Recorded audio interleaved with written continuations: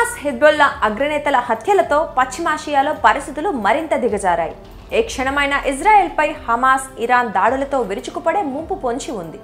ఈ తరుణంలోనూ గాజాపై ఇజ్రాయెల్ సైన్యం దాడులు కొనసాగిస్తోంది. తాజాగా తూర్పు గాజాలోని ఓ పాఠశాలపై ఇజ్రాయెల్ బాంబులు వేసింది. ఈ ఘటనలో దాదాపు 100 మందికి పైగా ప్రాణాలు కోల్పోగా 10ల సంఖ్యలో గాయపడినట్లు అంతర్జాతీయ మీడియా కథనాలు తెలిపాయి. నిరాశ్రయులు తలదాచుకుంటున్న స్కూల్పై టెల్ అవీవ్ సైన్యం విచక్షణ రహితంగా దాడులకు తెగబడింది. అయితే ఇది హమాస్ కమాండ్ సెంటర్ అని ఇజ్రాయెల్ ఆరోపిస్తోంది.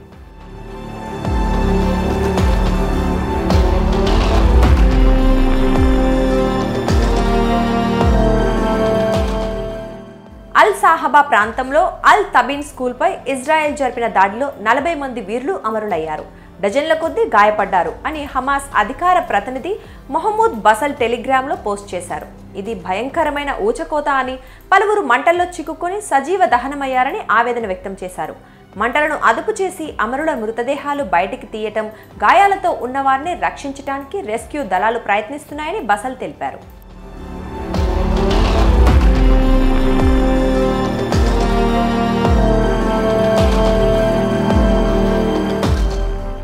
గత వారం కూడా గాజాలోని 3 స్కూళ్లను లక్ష్యంగా చేసుకుని ఇజ్రాయెల్ దాడి చేసింది. ఇటీవల ఓ పాఠశాలపై జరిపిన దాడుల్లో 30 మంది మృతి చెందారు. ఆగస్టు 1న దలాల్ అల్ మఘ్రాబీ స్కూల్పై చేసిన దాడుల్లో 15 మంది మరణించారు. తాజా దాడిని ఇజ్రాయెల్ సమర్థించుకుంది. గాజా నగరంలోని పాఠశాలలను హమాస్ కమాండ్ సెంటర్లు మార్చుకుందని ఆరోపించింది.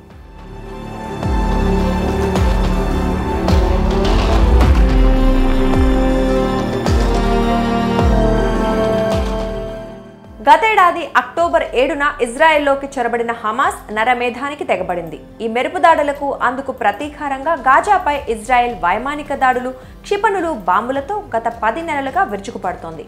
హమాస్ ఇజ్రాయెల్ యుద్ధంలో ఇప్పటి వరకు 40,000 మందికి పైగా పాలస్తీనా పౌరులు ప్రాణాలు కోల్పోయారు.